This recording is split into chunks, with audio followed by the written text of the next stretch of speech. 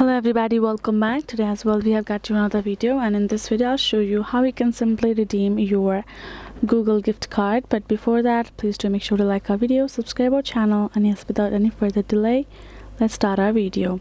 So for the matter, the very first thing would be simply for you to access your Play Store for the matter, and once you have done so, you will be able to get this kind of interface, right? So afterwards, all you have to do is tap on at this profile icon on top right corner of the screen, and now simply tap on this option of payments and subscription below notifications and offers. Now here in this section, you will be able to find all kinds of options, which include this redeem code option just down below. Tap on it, and now you can see this, right? You have two options. You can choose to simply tap on the scan gift card and it will open up the scanner.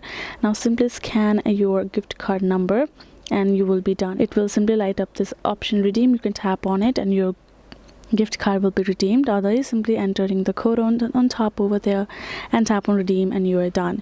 All you have to do is just remember your code correctly and just enter it. So that is the way for you to do so. Hope this video was helpful to y'all. Thank you so much for watching, and yes, I'll see you guys in our next video.